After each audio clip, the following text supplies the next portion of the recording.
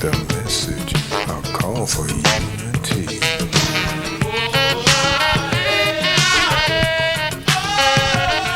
Emotive is the message, a call for unity. For a long, long time, we've been deceived by the illusion. We're called by different names, and this has served to just confuse us.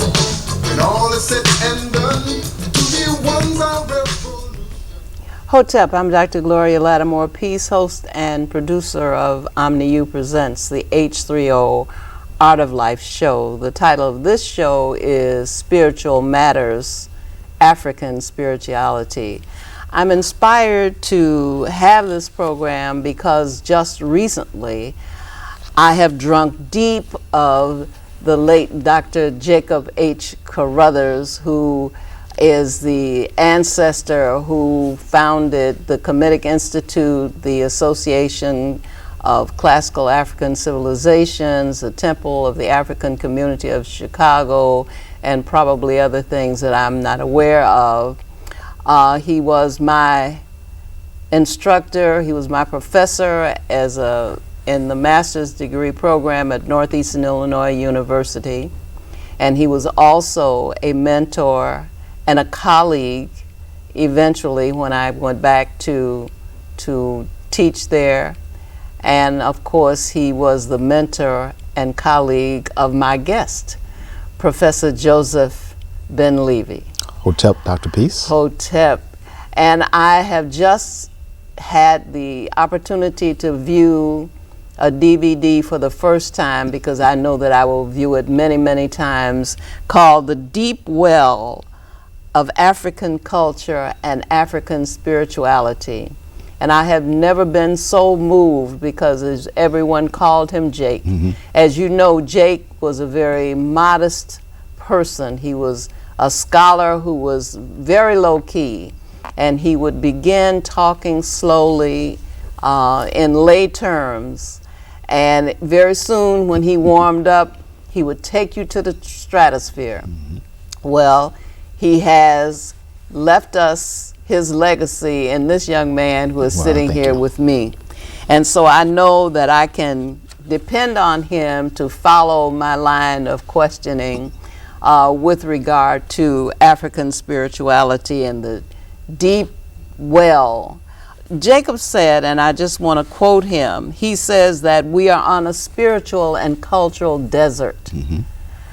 And there are a few oases, but there are thousands of mirages. Yes. And we have leaders, some of whom are moving us in the direction of mirages. Yes. And so if we're going to find the oases where the real water is flowing, then we're going to have people who can be relied upon to bring us the truth about African spirituality and its attributes and foundation.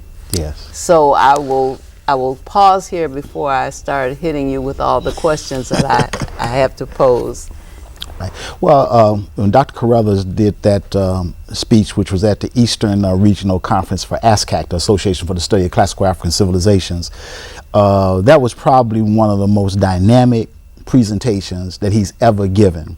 And I think what he talked about, and one of the things that I'm really strong on when he talks about these various oases, but this huge number of deserts and illusions that are out there, you know, these kind of mirages that are out there for us as African people, I think really starts, I'd like to take us back to really the 1700s, about 1723, when the Church of England started introducing two fundamental organizations. One was called the SPG, which was the Society for the Propagation of the Gospel.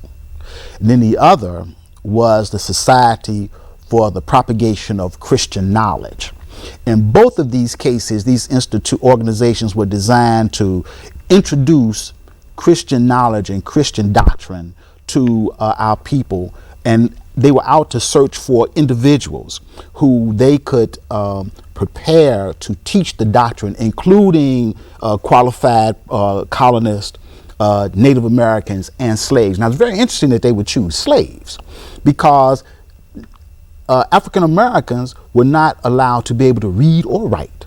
Now, one of the things that the propagation, the Society for the Propagation of the Gospels discovered was that, especially when they came in with a kind of Methodist evangelical type of idea, that this appealed to Africans because it was very feeling oriented, and they could see that relationship to African traditional belief systems. But what they did, contrary to what happened, say, in the Caribbean, and say what happened in Brazil, where the Catholic Church kind of synchronized Catholic beliefs with those of traditional African societies, such as we find in Santeria in the Caribbean, or Candomblé in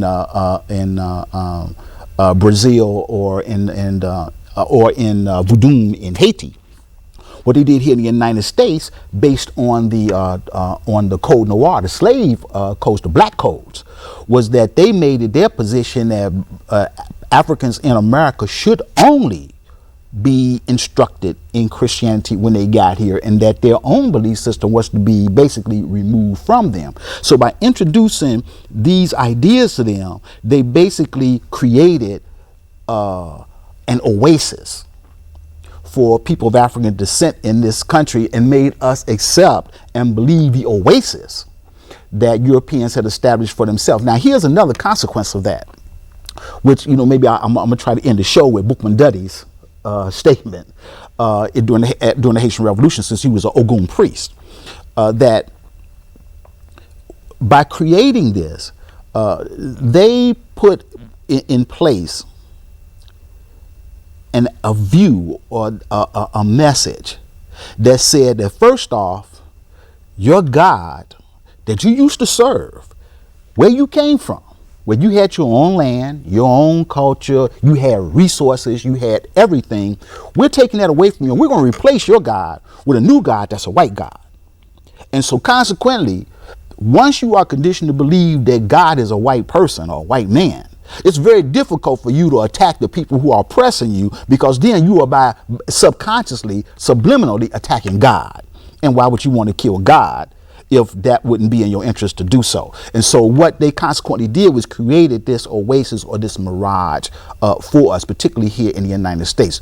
And of course, by giving us the evangelical thing, they led us into a particular direction, which is extremely unique to the United States, because, they didn't have an evangelical movement in Great Britain. The evangelical movement is very important here. But also, if I could just take us a little bit deeper into that, that has a lot to do with the Puritans coming to the United States. The Puritans were a part of the Church of England, and the Puritans, the very word comes from the word being pure. They came here to the United States to establish the kingdom of God on earth. They literally viewed themselves as the children of Israel in the Bible, coming to this wilderness, this promised land, this land that flowed with milk and honey, in order to produce and bring about God's kingdom on earth. And they viewed the Native Americans who were here, and later on the Africans who were here, like the Canaanites who were perceived when the children of Israel were going into the land of Egypt. And their whole position with them was viewed as the same, pretty much the same, and that was to essentially eliminate them if they could. Now, that is very, very fundamental to understand. And without understanding it, we will never have a perception of the power of conservatism and the neoconservative movement that we see going on in the United States today, because its foundations lay within the concepts and stuff that existed within the Church of England, the Puritans, the Society for the Propagation of the Gospels. This is why all of them are talking about, Christianity, importance of Christianity, being a Christian, being a good Christian, and all these types of things, even though most of them are not doing anything related to the founder, because none of them are talking about what the founder supposedly of the religion, Jesus, said. They all talk about the doctrine of the organization. And so they have consequently created this kind of illusion, this kind of mirage that exists in us. And the further and further we go into the mirage, the further and further away they take us from our tradition. Now, I'm one of the position that like this. While going into African spirituality is very, very crucial, I think, We can never get people there unless they understand what mess they are in right now and how they got in the mess they in. This is what Dr. Carruthers always referred to about how do we get out of this mess we're in. Well, a lot of it has to do with first understanding why there is an illusion out there to begin with, why there's a mirage out there. Why is it that what you think you see is really not what you see? That's what you have been conditioned to believe you see. It's not what really is, because what really is something else. Well, that was very good. That's a very good opening statement. Thank you. And I think it is important for us to know where we are now before we hail back to some origins that predate our current condition. Certainly, we need to look at what he talks about, the foundation of African spirituality. He said, first of all, there's a reverence for creation, that there is no alienation between the creator and creation. And then he also talks about the need for constant spiritual renewal, what Paul called, be ye transformed by the renewal of your mind. And of course, in the Kemetic understanding, the mind and the heart are one. Exactly. There's no separation between the affective domain and the cognitive domain. This is a real big, important issue to understand, that when the West talks about the mind, they are only talking about the analytical, the cognitive part, without the feeling part that you already understood, that the Africans were attracted to, that which also included the affective, the feeling part, the emotional part, if you will. So that we had a need, we understood the need for constant renaissance, for constant renewal, for constant return to the deep well, to drink of the waters of the deep well, for understanding the bases and the attributes of African spirituality. And he talked about eminence. You know, what I think in some denominations it would be known as omnipresence, equally present everywhere. And consequently, to understand that, as Jacob says, and I'm sure you subscribe to, that everything is divine, and that's what you said. That's what the way you began your presentation on the last time I saw you. The divinity of all things. Exactly, because within traditional African spirituality, there's no separation between the human and the divine. And what's unfortunate, again, when we look at the origins of how these ideas came about, many of these people who came to this country were also in the throes of what was then the European Enlightenment. And within the confines of the European Enlightenment, there was a conflict that was going on between the early thinkers in the Enlightenment and the church. And these thinkers, people like Rene Descartes, all right, who was separating this, making this separation between the man and mind, who made this kind of dichotomy thing. But also we have people like Friedrich Nietzsche. Now, Friedrich Nietzsche, who was a German philosopher, in his Genealogy of Morals. In the Genealogy of Morals, Friedrich Nietzsche lays out this kind of paradigm of what the ideal good man is, going back to Plato's ideas. All right, he lays out the idea of the good man as one who is pure, one who is wealthy, one who is in power and in control, one who has a sense of himself as God. This person is viewed as the superior one, the authoritative one, and that all equals good. Now, anything else that is perceived contrary to that is bad, is negative, is inferior, and so forth. And even in the Genealogy of Morals by Friedrich Nietzsche, he speaks about black people in there. See, oftentimes what a lot of our people fail to miss when they study philosophy, they study European philosophy, or what they call continental philosophy, that's the European thinkers of philosophy, they often don't study what they say about us. Immanuel Kant says negative things about blacks. We could go on and on through these people and look at their views. Charles Montesquieu, in The Spirit of the Law, he lays out, he said, for us to view blacks as humans would be for us to deny ourselves as even Christians. In other words, he made the analogy that blacks couldn't be Christians because then they would be humans, because only humans are whites and only whites can be Christians. And so therefore blacks could not be Christians. And so what we find even back in the early days of the thinking that I'm talking about, we see that the white evangelicals never ever solicited the black evangelicals. It's like that even today. But oftentimes our people don't see that because our people are caught up in the illusion of what's going on in these traditions. And a lot of this goes back even to earlier thoughts. For example, there was the big battle between, I've talked about this before, about the battle between the European church and the African church. How the Africans viewed the whole concept of Christology and the study of Christ and divinity and so forth as one whole thing. That their position was there. It was impossible for a man to be God or even the son of God. This is not possible. Whereas the Europeans make the decision that yes, there is a son of God. We're going to make him the son of God. And if you don't like it, we'll kill you. This is what happened particularly at the Council of Ephesus. There were two councils of Ephesus. One of the councils of Ephesus, the first one took place in 441 and the other one took place in 449. The second one in 449 was called the Gangster Synod. Oh. They called it the Gangster Synod because they gangstered their position on people. All right, this was a battle that took place between Cyril and Nestorius. The Nestorian controversy had to do with the fact that there was what they called the two natures theory. The two natures theory had to do with the fact that it was impossible for the Christ to be the Son of God. The Christ had to be, first off, they didn't accept that there was some individual that lived on this earth that had that. This was a very metaphysical, as it were, concept, a very theoretical idea. But Cyril and his guys at the Gangster Synod, where they created what's called the 12 anathemas. Most Christians don't even know about the 12 anathemas, but they need to read the background ideas behind Christian thinking. The 12 anathemas lay out that these are the 12 things you better believe, and if you don't, you'll be anathema. You'll be basically eliminated, wiped out from the church.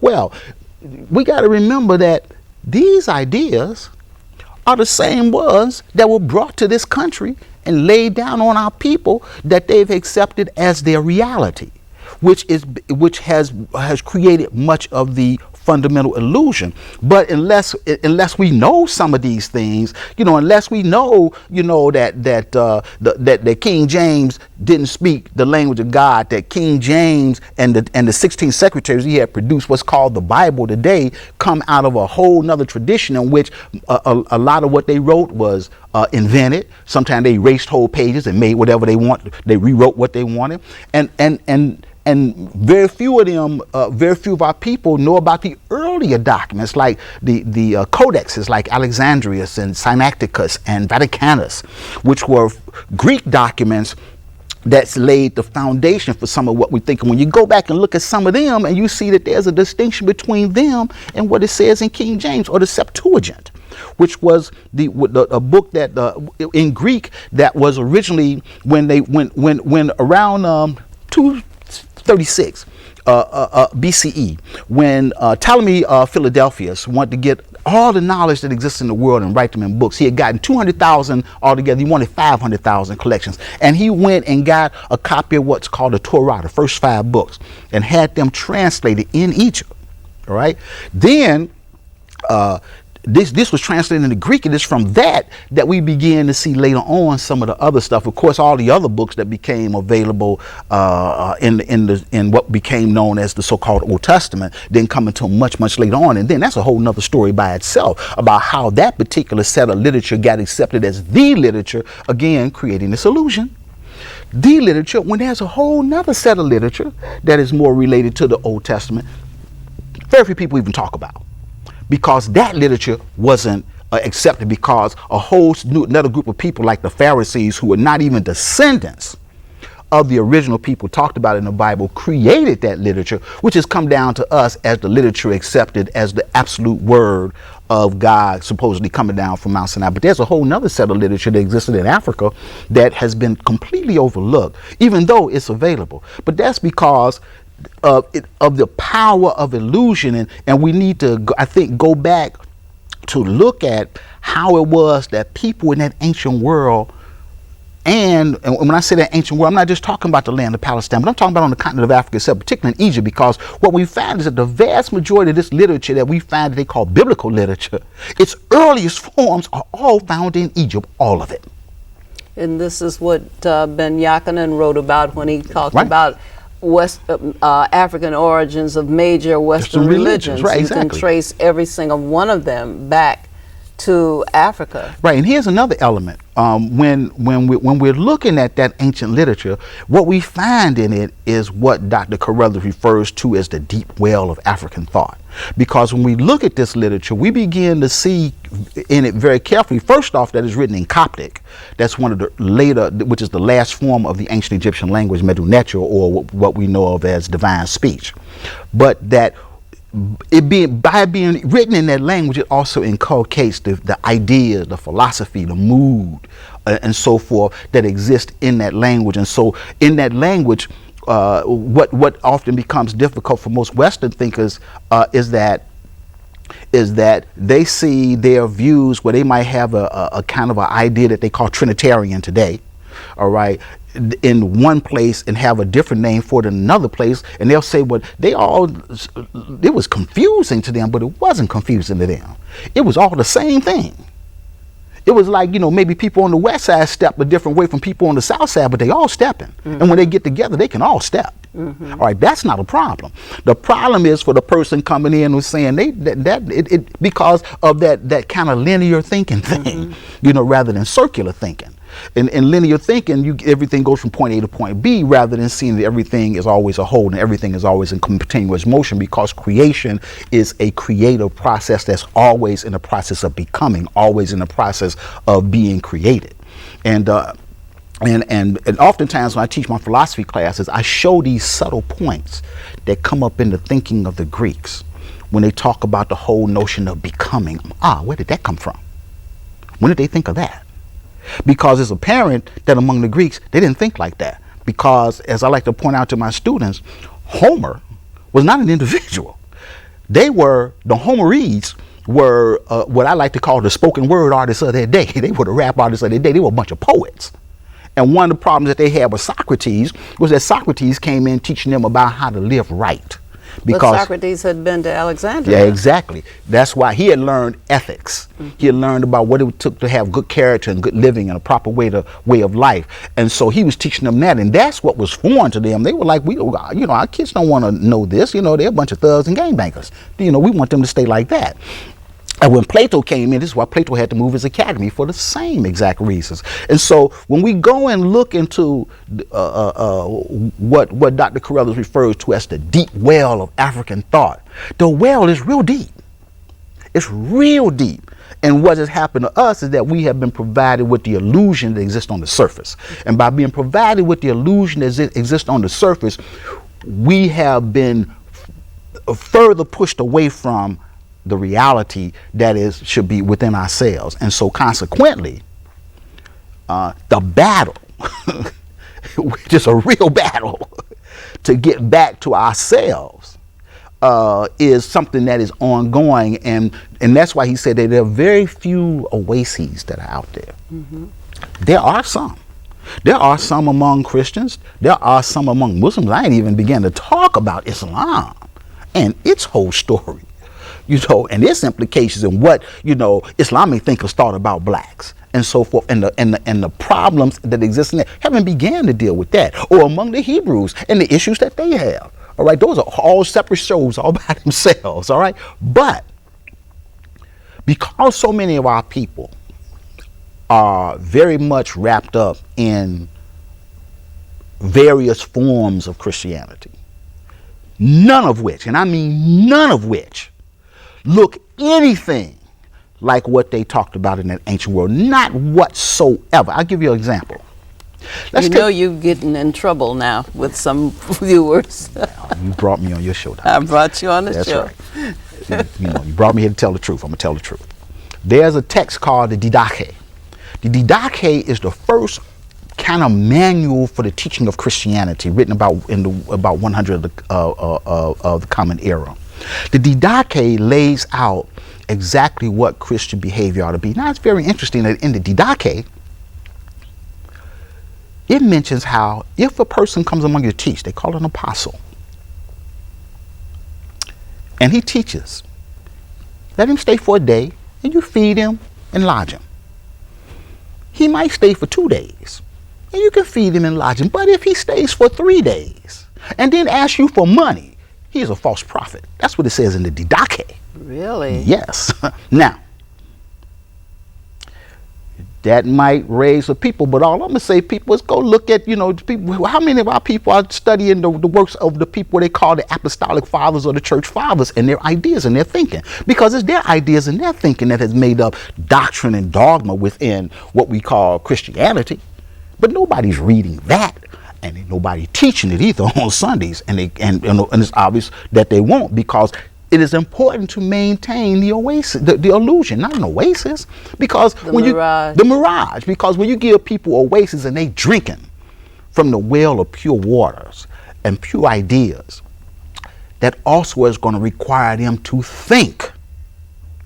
And one of the fundamental aspects of what we know of as Christianity is not to think. This is why it's important that people ought to read the black codes of Louisiana, because the Illinois used to be a part of the Louisiana territories, and they laid out black codes, and they're very clear in their black codes exactly what they intended for blacks in the United States to know and to do, and what not to do.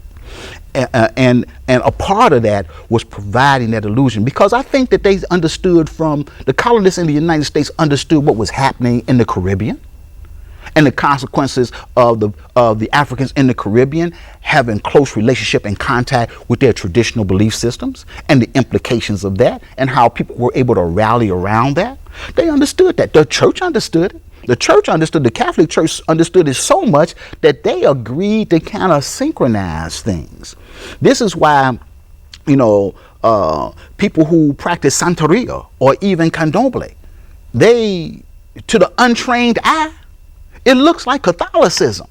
But to the trained eye, they know it's very much traditional African belief systems going on here. Well, they're calling a saint this or that name, but that's really right. Ogun, Yemaya, Obatala, so forth, that are going on there. But to the untrained eye, you can't see that, and they don't understand what the ceremonies are. For example, when you find in a lot of those traditional systems, people don't go into the church.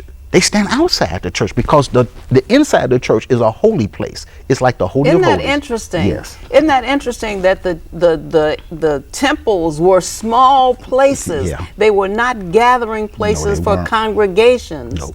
And this whole idea of the mega church would be unheard of, unthinkable among African people, because you weren't going inside the sacred place.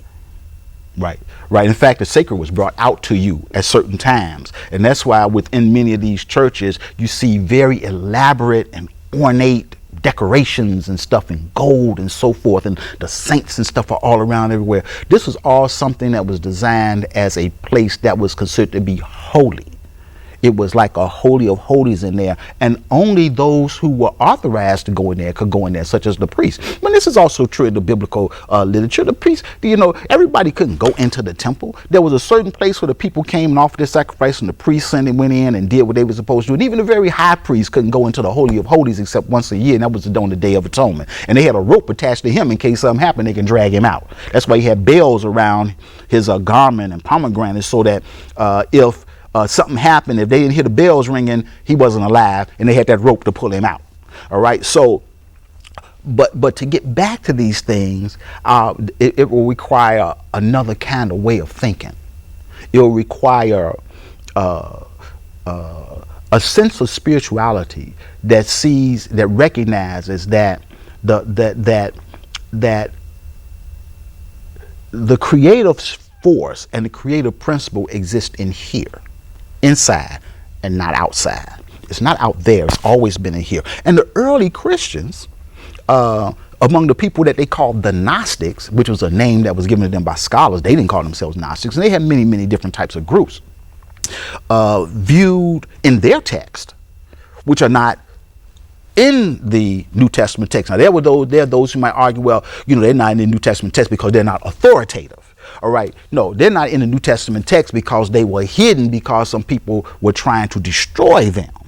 And the texts that have become authoritative, especially if we just look at the 27 books of the New Testament that have come down to us, of course, in the very earliest forms of that, all of them weren't there. And it wasn't until roughly 376 that the total of the 27 books came into existence. And as I like to tell my students all the time, now you think about this.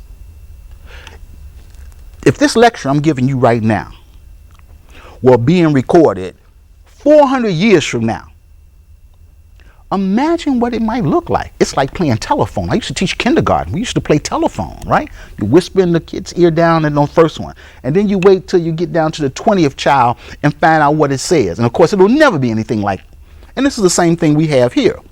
Whereas in the Nile Valley, the traditions you have were left in stone for eternity. And they don't change. What you see is what you get. And many people took a lot of those ideas and built upon them. But and what these individuals did, these early African thinkers did in the early African church, is they incorporated those fundamental ideas. They understood that. I like to quote always from the Gospel of Thomas, which is called the Sayings Gospel, 114 sayings. There's no birth story, no resurrection story, no death story. They're just wisdom sayings. And in one where they ask him, when they come to him and say, Master, where's the kingdom of heaven? And he says, if you look for the kingdom of heaven in the sky, then the birds will get there before you do. Now that's deep. And if you look for her, because the kingdom of God in the Coptic is always a woman. Mm-hmm. If you look for her in the sea, then the fish will get there before you do. Mm-hmm. Now that's very, very different. It said, but if you seek the kingdom of heaven, know that the kingdom of heaven is within you and it's around you and it's all around you. It's right here, but people don't see it. But that's because the way that the doctrine has been put, the illusion has been put on us, is that we have to wait for it to come from somewhere. Why? Because when people are under oppression, and the oppressor knows that you are being oppressed, then they can't tell you, when you're looking around at all the good that they've got, and you don't have it, they can't tell you, well, you're going to get this in a minute. You just keep working hard. No, what they promise you is that that'll happen in the next life for you. All right. Whereas in ancient Kemet, they didn't look at it like it. Whatever life they had that was going good here, that's the same life they wanted to take with them, because that was a good life. They weren't waiting for a different kind of life, and that's what's illustrated on the temples and the tombs. So when we look at this, I think this idea of the deep well of African thought, that we have to dissect, interrogate, unpack these ideas that have been brought to us to give us this illusion, because as long as we have that, we're going to be confused. Well, not only confusion, but what he says, he was talking about the fratricide in Uganda, but I think this is applicable to even our own community. He says that this is the product of African people abandoning African spirituality and being caught up in the tyranny of Western spirituality. Yes. Yeah. We are slaughtering each other because we have abandoned our spiritual and cultural traditions. Yeah. Now that's more than just being confused. That's more than just being marooned on an illusion, on a mirage. Mm-hmm. This is destructive. Right. It isn't just futility. Right. This is a threat to the survival and the thriving of African people. If abandoning your culture and your spirituality can lead to death, the annihilation of your community, then you want to certainly look at what that was that you were drinking of from that deep well that sustained you for the millions of years before colonialism showed its face. Yeah, well, this I think is real evident when we look at the nature of governance among people on the continent of Africa before the Europeans came in, before the colonial powers came in. Let's just take Great Britain before it comes in. all African societies, whether you're looking at the Ashanti or the Mosi or the Malinka societies, all had very organized governments where everything was taken care of and nobody needed to worry about anything because there was enough for everybody. There was no need to fight for resources because there was plenty for everybody. No other nation had to come into conflict with any other nation because there was no need for conflict because it was everywhere. But it was the Southern cradle. Yes. Yeah. Now and so when the Europeans come in, they're amazed. They're like, you all got all of this stuff. But they were from the Northern cradle, where scarcity was the order of the day. Exactly. And so their thing was to take this stuff, right? They didn't understand why people didn't have a need for things, because when you got stuff, you don't mind even sharing with people. But again, you never anticipate that the people gonna come in and take your stuff, because we had no need to feel threatened by anybody. Never seen anybody like that before, but not to be threatened by them. We were respect for them. But they weren't like in this society where every movie you see about the aliens are others. They're the enemy. And our purpose is to destroy them. Well, how do we know that the aliens are actually going to be, if there's such a thing as aliens, how do we know that they're going to be dangerous? We already assume that they're going to be dangerous because we have an orientation within Western society that anybody who is other than the established status quo of Western society is an enemy, and they must be dangerous. They must be coming to do danger to us, and our job is to destroy them. And we see that even in movies and stuff that they have out there. Whereas in traditional African society, it wasn't like that because it was very peaceful. There was this whole sense of what we call xenophilia, love of strangers. We didn't have that. Whereas in Western society, they have what is called xenophobia, fear of strangers. And so consequently, there's always the fear. And so when you have this kind of fear set up, then you have, people who can make all type of outlandish kind of statements based on no historical data whatsoever, like one of the presidential candidates making a statement such that the founding fathers worked tirelessly to end slavery, when the founding fathers were all slave owners. That's nonsense. Or that African American children were better off in slavery than they are today under the current president. This is nonsense. But it's all a part of the illusion. And it often just baffles me to see the utter lack of insight that some folks have. And what's even scarier is that there are lots of people in this country who buy into that, even black people, because they bought into the illusion, rather than looking at the oasis. But we've been so removed from the oases that we can't see them anymore. And even when they're right there in front of us, we can't see them because we're looking for them way over there somewhere, way up there somewhere, instead of looking at them right here in front of us. And that's the easy. I used to say a long time ago, if you want to hide knowledge from a black person, put it in a book. All right. And the truth of the matter is, there's a lot of information out here. We live with the internet. I tell my students, man, do you know what I could have done if I had the internet when I was an undergraduate? Listen, with all due respect to the fact that our people are misguided, we do have to understand that Carruthers is telling us that they're being moved in the direction of mirages, yes. That they're not just choosing to go and search for mirages rather than oases. It's difficult to distinguish between an oasis and a mirage when your mind has been stolen. Your mind has been crowded with all kinds of misinformation. So we do need to understand that is a very important thing to consider, because we are going to have to start from where we are.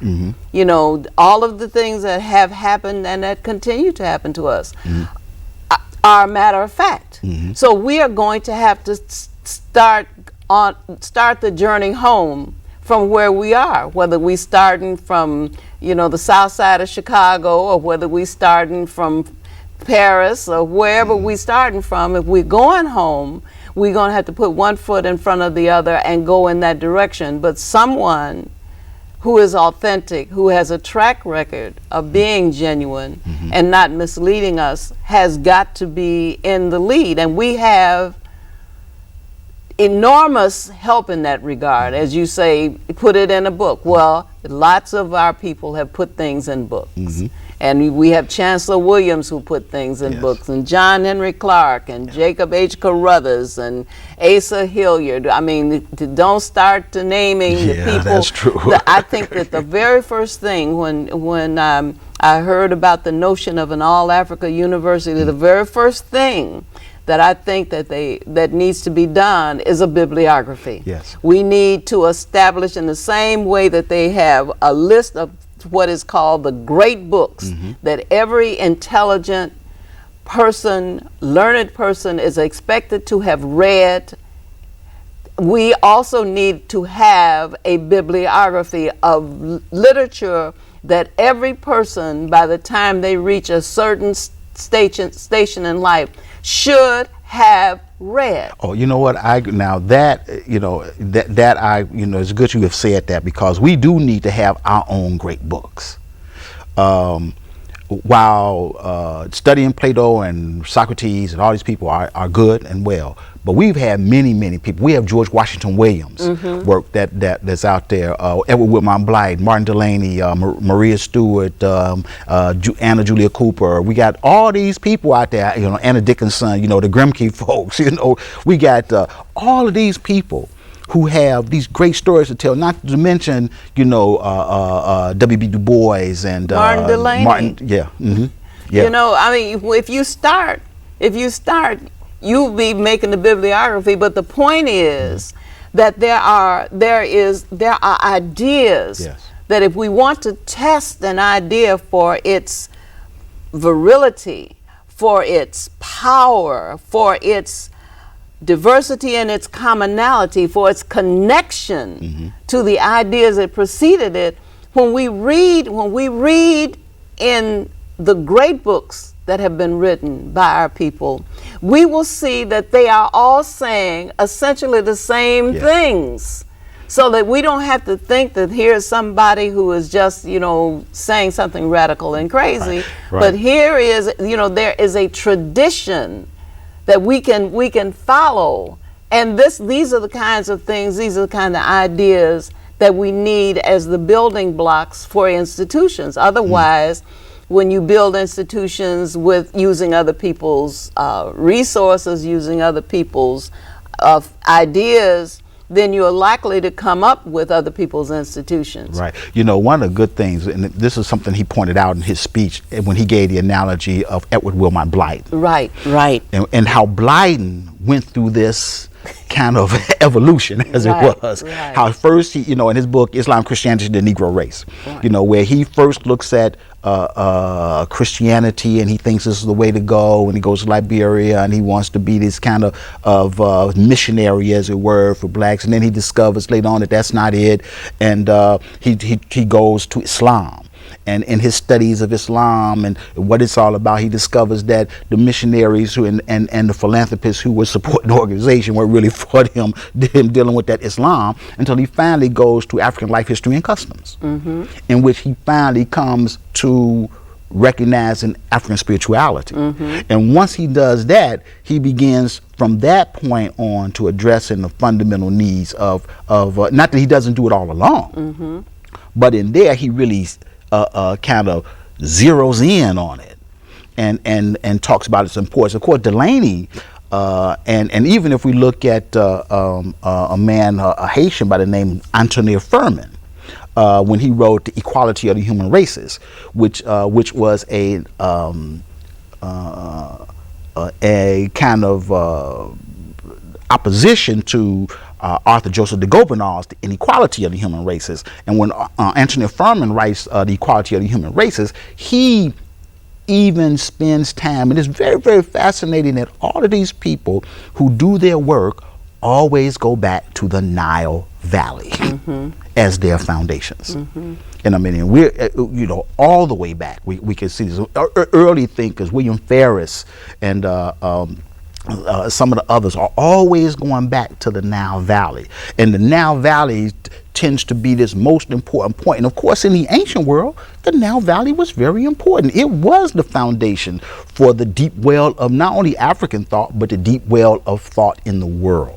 Because when the Greeks came in and invaded Egypt under Alexander, Alexander could have easily set up shop in Babylon, and he had, his generals, his 4 generals went out and did, what they did in the different places, but it was in the Nile Valley where that was home for him when the Ptolemies set up their thing, and it was there that Europeans were able to drink from the deep well of African thought, and so too were anybody else who was there. They were able to drink from that deep well, and it benefited them tremendously. And this stayed this way all the way up until the Arab invasion of 639. It was only at that point that what we think of as true African Christianity began to be on its way to its demise. But you had connectedness when he talks about connectivity. The ancient Africans did not do things willy-nilly, impulsively. The universe was all a part of the plan of no institution, no edifice was ever erected just because, oh, that's a nice spot, let's put it over there. Right. The configurations in the heavens, the cosmos, was studied so that those on this plane would know how to be in alignment, in harmony with that plane. Yes. We are walking around on the earth, never looking up, as though nothing going on in the stratosphere, nothing in the heavens has anything to do with what is going. So today we open up the paper and we find that there's been an earthquake. Where? No, not on the East Coast, not Brooklyn, not Washington, not Virginia. This is unheard of. Right, and that's very interesting. You should say that too, because for those who have argued that the earthquake in Haiti was God's judgment on the Haitian people for practicing voodoo, or that Hurricane Katrina, and man, all these judgments, they're on black people, see, all right, was because of their evil ways down there in New Orleans. Well, how do you explain this one? I want to see how many of them are going to say, well, this earthquake, that 5.6 that hit that hit the East Coast, which in fact hit practically every state east of the Mississippi River. How do you explain? Is that God's judgment too? See, now we stepping on really, really, really touchy ground here, when we start wanting to, throw, my thing is, see, people are notorious for throwing God into things where God don't belong. And fundamentally, maybe this could have been understood if we didn't suffer from what's called light pollution. I had my grandson at the Adler Planetarium. We were looking at the whole problem of light pollution and how, because we live in the city, and there's so many lights around, artificial lights. We can't really see the stars until you get outside the city. And where there, or even further wide, where there isn't a lot of starlight, street light and so forth, and lights from the buildings, and you look up and people discover that there's a whole thing out there. And I've even known people who said, I noticed I was way out driving and I saw a cloud in the sky. And I told them, it's not a cloud, that's the Milky Way. That's what it looks like. But we never see those things here. But back in that day, they spent a lot of time studying the power and the nature of the stars. And this is why, the Dogon were very, very knowledgeable of the star Sirius way back then. And it's very interesting that the Dogon, their highest deity is known as Amun. Now, here's another thing. There's a book called the Tariq al-Fatash. The Tariq al-Fatash is the foundation book upon which all books on the history of West Africa, Tamagala, Ghana, Songhai, Mali, is written. All right? Now, in the Tariq al-Fatash, it talks about how when the Pharaoh needed what in the New Testament Old Testament rather described as the two magicians to do battle with Pharaoh, he got them from Songhai. Oh, really? Yeah. That they came from Songhai. Now, what are the implications of that? The implications of that are that, what is inferred from that is that the pharaonic kingship, the rulership, stretched that far into the continent of Africa, what we call the Sudan. That pharaonic rulership existed that far. Now, it's already well known that many of the people who lived that far, you know, as the Sahara was, you know, drying up, migrated to the Nile Valley. And so there's always been a connection there. The Garamante people who were there, whom some of the Romans encountered, were people who were the descendants of some of those very same people from that early period of time, who are very visible in the rock art and stuff like that that they see there. And they've already done Landsat satellite images of the Sahara, and they already know that there are lots of rivers and lakes all up under all that sand down there. All right? So it was a very vital, viable, and vibrant kind of environment that they were in. But again, a lot of this has to do with our expanding our understanding. You know, just because it don't say that in the Old Testament does not mean that that didn't exist, because we have a reference to that someplace else, because nobody ever asked, well, where those guys come from? Who were they? You know, who were they? They were in the Pharaoh's court. Yeah, okay. There are a lot of people in the Pharaoh's court. Where did they come from? Now we know. And it's not that that wasn't unknown, because this particular text was written back in, you know, we're talking about 500 or 600 years ago at Timbuktu.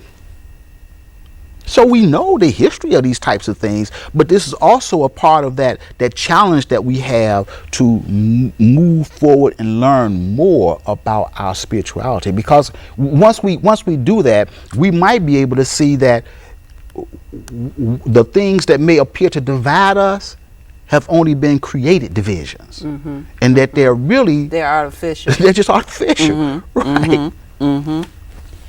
I'm thinking now about the attributes that Jake talked about, that unified us. You know, the beliefs that they were called corporate beliefs, meaning that not every African kinship group had the identical customs, but they were corporate beliefs that were held by all the groups, and you would find them played out in one way or another among all the groups. And he talks about not only the connectivity, I'm looking for my note, but this whole notion of having the Ba and the Ka and the Sia. And with 5 minutes, I know you can't say a lot, but address that. Right. The Ba, the Ka, and the Sia, all these things are to give an example, one represents like your shadow. But that's a part of you that never goes away. One is a part of you that your Ka, which when you physically go, you know, your ket, your body, when that goes, your Ka moves forward. All right, your Ba moves forward, and then you have Sia. Sia is the thing that gives you authoritative utterance, so that when you speak, you know, you have power, what they call hekau. You know, there's power in speech, in the eloquence of speech. And so all these various concepts, which are very, very, very, very powerful, exist consistently within the ideas of ancient Kemet. So since we got a little bit of time, I want to read a little something. Go ahead. All right. One of the most powerful incidents that occurred in the history of the Western Hemisphere is the Haitian Revolution. And I'm going to quote this because Dr. Carruthers always liked to quote this, and he quotes this at the end of his speech. All right. All right. And this is Bookman Duddy. Bookman Duddy was a priest of Ogun. And Ogun was very, very powerful. He handled weapons, implements of iron and of war and of building and so forth.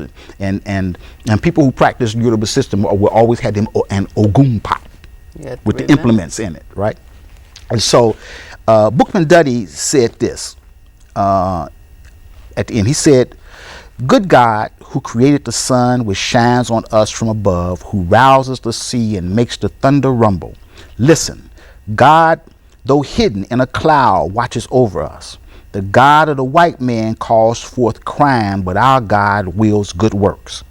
Our God, who is so good, commands us to vengeance. He will direct our arms and help us. Throw away the likeness of the white man's God, who has so often brought us to tears, and listen to liberty, which speaks in all of our hearts."